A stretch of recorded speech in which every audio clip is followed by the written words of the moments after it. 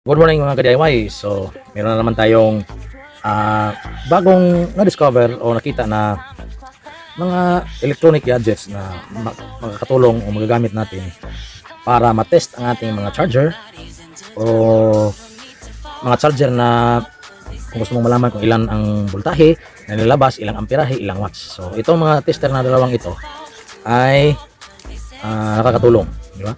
So, itong isang ito ay brand niya ay KOWSI.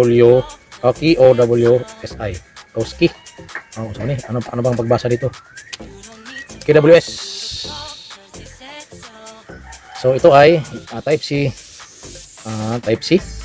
Tapos yung in niya dito ay type C din. So tingnan natin sa likod. Ito ay merong model ay KWS 2302C. Voltage input niya ay mula 4 hanggang 30 volts DC. Current is 0 to 12 amperes.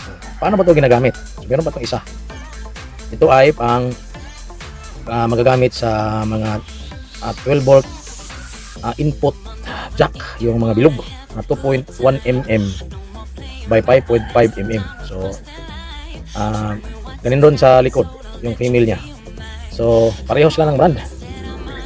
KWS DC28. So voltage DC 4.3 to 30 volts, 4 to 30 volts, current 0 to 12 amperes. So parehas. So saan mo po ba ito gagamitin? So ito ay isang ring tester. So malalaman natin kung yung nilalabas ng charger mo, yung bilis ng charger mo o capacity ng charger mo, malalaman mo sa pamamagitan nito, gadget nito.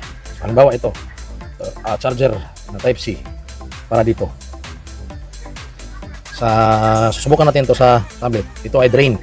Meron na lang 1% na battery ang laman niya. So susubukan natin ito kung saan to o paano natin malalaman. Okay, natin tapos ita-charge natin siya. Yan mga ka-DIY. So kung makikita nyo, nagsa-charge ang ating tablet. So itong charger na to ay para sa kanya. Ang charger niya to. Ilang percent? 0%. Ibig sabihin, low bat. Okay. Paano natin malalaman? So kung makita natin mga ka-DIY, meron siyang nilalabas na volts 4.650, tapos yung current ampere niya merong 1.7, almost 2 amperes, at yung sa ubos naman ay wattage. So nasubukan na natin itong mga ka-DIY nung una nating bili ito. So nagsa-charge siya dito sa low bat na tab. Sa kanya tong charger na to. So ganyan siya kalakas at 8 watts. Then meron siyang 1.7 amperes. Okay. Ibig sabihin malakas din siya. So malalaman natin kasi meron siyang voltage, ampere at saka wattage ng charger. So nung una ko tong sinubukan mga ka-DIY ay nagcha-charge ako gamit ito, tinest ko at 70% na cellphone. So, mapapansin nyo, habang papalapit na yung pagka full charge ng cellphone na sina-charge nyo, ay bababa din ang kanyang amperahe at kanyang wattage. So dito natin itinetest yun sa sobrang drain or low bat na tablet. So yun, 4.7 volts, almost 2 amperes ang kanyang capacity. So matagal tong puno tong tablet na to. Ilang beses ko na itong charge. Babagal siya. Siguro malaki ang battery. Yan. So tinetest natin dito sa, kung makita nyo, 8 watts 8 watts ang yung charger. Kaya kung bibili kayo ng mga commercial na mga charger, kung masisira ang mga charger ninyo, ay di ba may makalagay na ilang watts, 20 watts.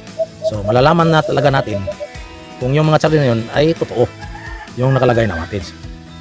Paano ba natin malalaman? Ganito lang gawin nyo. Subukan yung gamitin ang tester na to, tapos i-charge nyo sa mga low-bat na mga cellphone or tablet na type C. Diyan yung malalaman kung gaano ba kalakas ang charger na nabili nyo. So itong charger na ginamit natin ay sa kanya to, kanyang charger stock.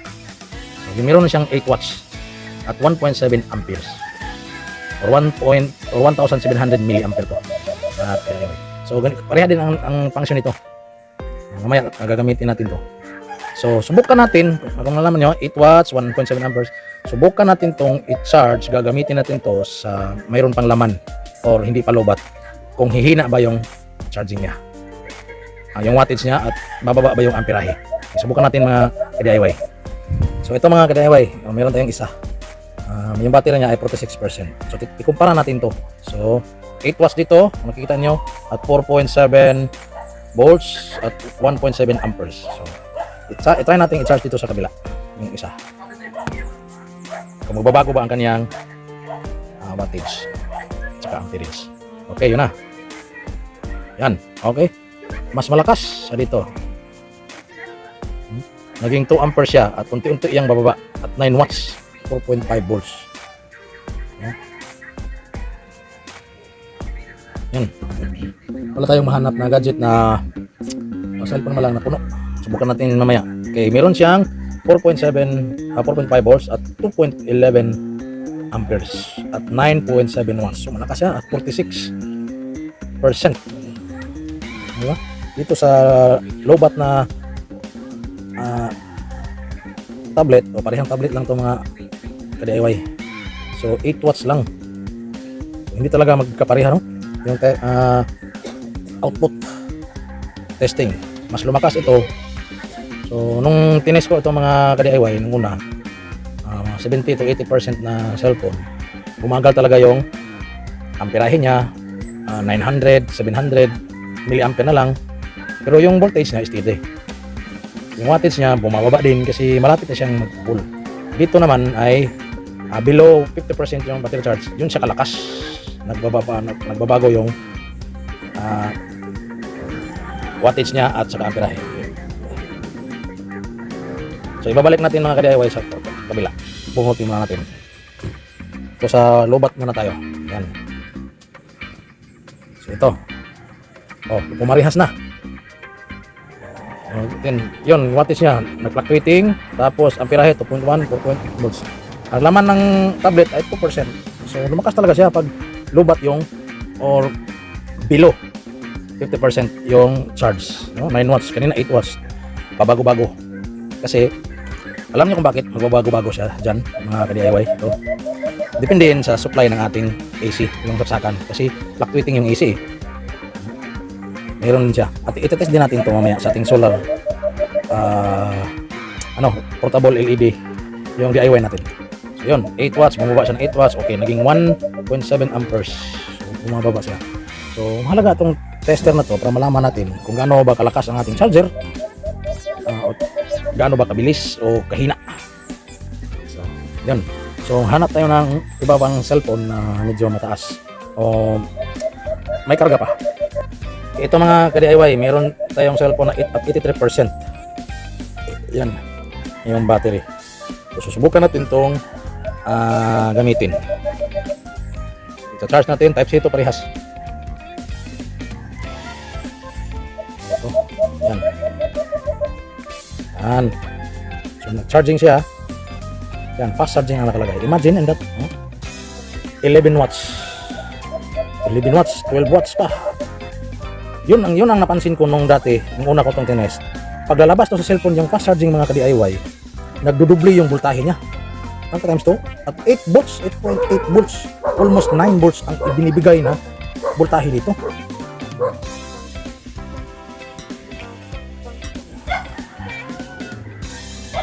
So tingnan nyo, mga ka-DIY, almost 9 volts ang binibigay niyang voltahe at 1.2 amperes, 10 watts.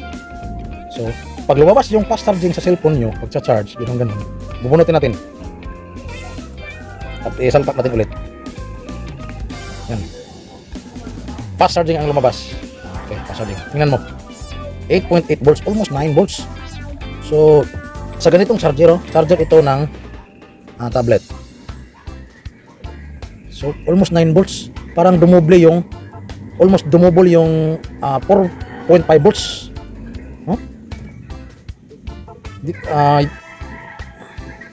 Yan mga ka-DIY. So dito ako nagtataka kung iwan ko kung legit ba itong tester na to or accurate ba to, kasi dumoble yung voltahe niya yung amperahe niya mahina lang, 0.7 lang, ayaw mag-focus Okay, mag-focus. Yan. 0.7 amperes at 9 volts. Yung wattage niya ay fluctuating. 1.1 amperes. 8.9. Almost nag-double yung voltage na. So yun pala. Yun pala yung pag fast charging ang lumabas, gamit ka dito ng tester na to. Yung voltahe niya na dumubli. Hindi ba kaya ito makakasira ng phone? Yung mga ka-DIY. So ganito siya. Yung ibabalik natin dito sa lobat. Yan. 4.5 volts, 2.2 amperes, 10 watts. Ayan. Naging 3 watts, naging 10 watts. So fluctuating po siya. So hanap po tayo ng iba bang paggagamitan daw. I-test natin dito. So hanap tayo ng ibang charger. So ito po yung charger na gagamitin natin. Yung Type C pa rin. At Samsung charger to. Susubukan natin. Plug muna natin mga DIY. Tapos sakak natin. I-charge natin sa okay. So yun ang steady niya. 5.1 volts, 0 amperes, 0 watts. Kasi hindi pa siya naka-charge. So sasaktak natin. Samsung din ito ang cellphone. Yan. So ang lumabas, fast charging pa rin ang lumabas. Oh. Yan. Oh, naging 8 volts. Fast charging. Kasi fast charger din ito eh. Yan. At 1.3. Nagbabago yung ano niya. Mayroong button dito sa likod. Babalik natin. Yan. 10 watts at 1.3. 1.2 volts. 1.2 amperes. 10 watts. So 10 point. Fluctuating siya. At 8 volts. Oh, yun ang napansin ko mga ka-DIY. Test na ito. Pag fast charging yung lumabas sa cellphone natin na charge, yung voltahe ay dumoble, tumaas. Yung binibigay niya sa mga battery ng ating gadget. Okay? So subukan naman natin sa tablet. Dito tayo sa may 45% na tablet. Yan. So charge natin to.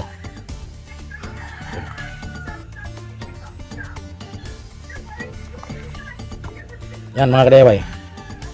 Okay, hindi siya fast charging, no? Ang lumabas. Normal charging lang po siya at 3.2 watts. So, yun ang sa mga charger.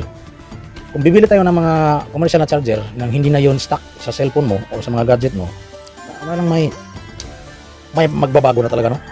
Tulad nito, sa Samsung na charger ko to sa cellphone ko. Yung ginagamit ko ngayon. So, hindi siya lumabas na fast charging dito. Normal charging lang siya. Pero nung sinarge ko sa Samsung sa cellphone, yun, nagdudoble yung voltahe. So, dito talaga malalaman natin mga ka-DIY kung gaano ba kabilis ang isang charger pag sina-charge natin sa tablet, cellphone, or iba-ibang brand ng cellphone, gamit din ang ibang brand na charger. So, yung gamit ko charger ay Samsung, yung kanina ay sa Cherry Mobile na tablet. So, yun, mga ka-DIY. At dito naman tayo sa isa mga ka-DIY. So, iti-test natin ito gamit dito sa ating portable na DIY na emergency light. Okay. May Type C siya dito ginawa ng Type C. Bukan natin. Naka-charge to kahapon. Yun. 4.0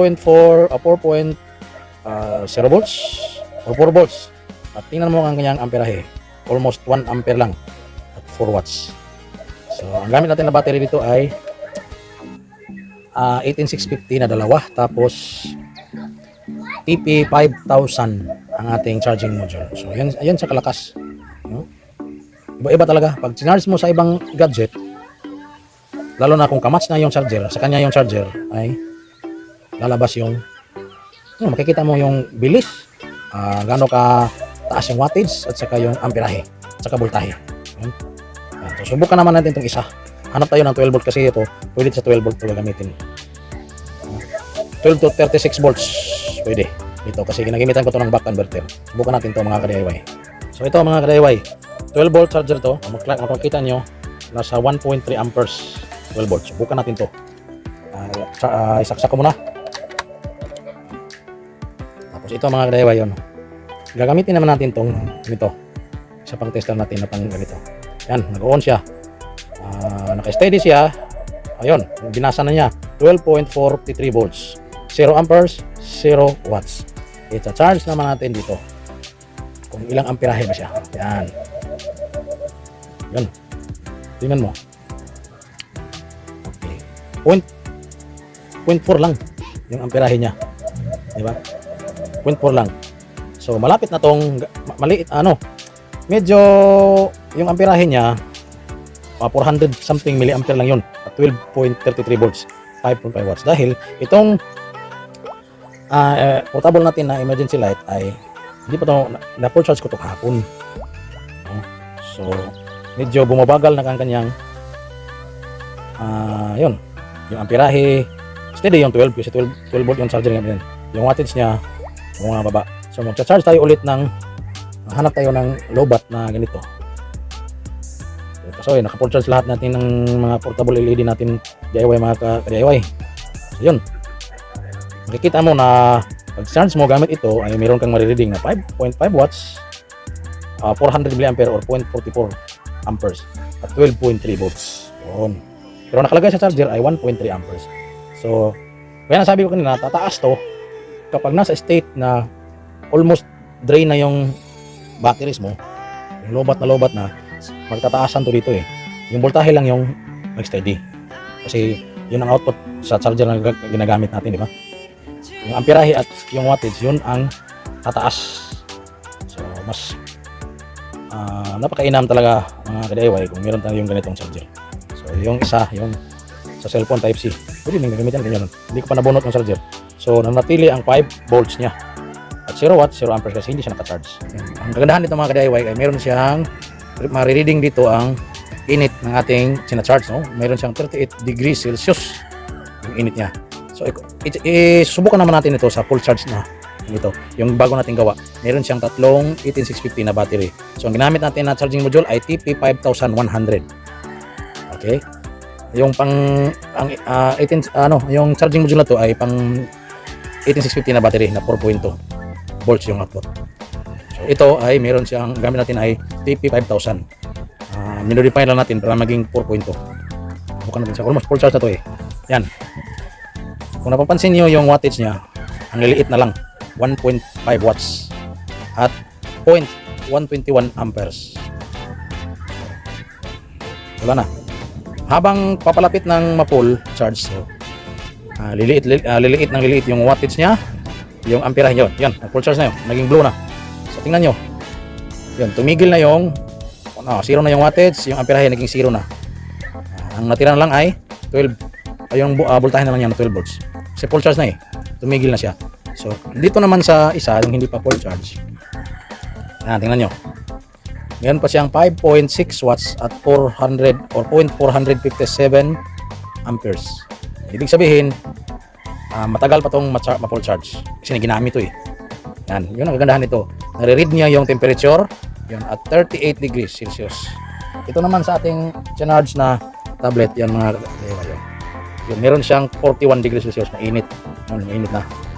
Yung wattage niya ay fluctuating 7.9 to 8. Yan. Yung capacity niya ay 1.7 amperes, almost 2 amperes. So, habang papalapit itong ma-full charge, sigurado akong liliit yung bababa yung wattage, bababa yung amperahe. Pero yung voltahe ay mag-steady lang yan. Yung kagandahan nito mga DIY. Okay? So, sa test natin na full charge na, lumiit lang siya ng lumiit yung wattage at saka yung amperahe. Dito sa isa, mataas pa yung wattage niya. So legit siguro legit ito mga ka-DIY, tester to. Malalaman niyo, mamonitor niyo kung ilang voltahe yung nilabas ng ating charger at ilang amperahe, yung capacity, distribution niya at saka yung wattage. So yung nakikita natin ng mga commercial charger na may nakalagay na 20 watts, 10 watts, 16 watts, so hindi yon fix kasi magdedepende yan sa kinakargahan nyo. Kasi dito sa tester natin, malalaman natin. Hindi lahat ng charger na may nakalagay na wattage, ilang watts ba yun? Diba? Yung meron namang yung sa nabibenta na commercial na mga charger, yung multi-function, sanabi natin universal, mayroong nakalagay na 20 watts, 25 watts. So malalaman natin kung gagamitan natin dito. Ilang wattage ba yan? At susubukan natin yan mga ka-DIY kung makahiram tayo o subukan natin bumili ng charger na ganyan. Tapos subukan natin. So, at mag-charge din tayo at the state nga low bat yung or drain yung battery ng ating mga gadget. Para malaman natin. Dito, yung charger na to walang nakalagay na wattage, pero dito sa charge natin, meron siyang wattage na marireading at meron pang temperature. So, habang papalapit ang pagka-full charge nito, bababa at bababa yan. Yung voltahe lang yung nag-steady. So nakita niyo man kanina yung isa natin na sina-charge, nag-blue siya, ibig sabihin full charge. Yun, nagsisiro na yung dalawa, yung amperahe at saka yung wattage. Yun. But dito, sa ating isang test, meron pa siyang 8 watts. Ibig sabihin, hindi pa ito umabot ng 50% eh. Okay, subukan natin. O yan, nasa 53%. Yan, 53%. So yung wattage niya, mataas pa. Gamit yung charger niya. So ang charger na ito ay nasa 8 watts. Nasa 8 watts. Kasi kanina yung lobat na gadget, yung charge natin, umabot sila ng 10 watts. So magdepende talaga yung mga DIY. Yung mga wattage nga naka-indicate sa charger natin ay hindi yun pagbabasihan natin, yun talaga. Kasi magdepende yun sa gadget na itina-charge mo kung anong status ng kanyang battery. Kung at 90 or 80% siguro, bababa din yung wattage at siguro amperahe. Siguro at the state of lobat, yung mga 10% below na lang, yun. Siguro dyan natin marireading na mas mataas yung wattage at saka yung amperahe. Okay mga ka-DIY. So yun po, para sa akin, nakakatulong po ito para sa ating mga pagka-testing ng ating mga gadget, kung gaano ba siya katagal ma-charge o mapu-full. Malalaman natin yung estado ng ating gadget kung nasa low battery status siya, kung gaano ba siya kalakas. Marireading dito eh, depende yun sa charger na ginagamit natin. Okay, yun lang mga ka-DIY, maraming salamat.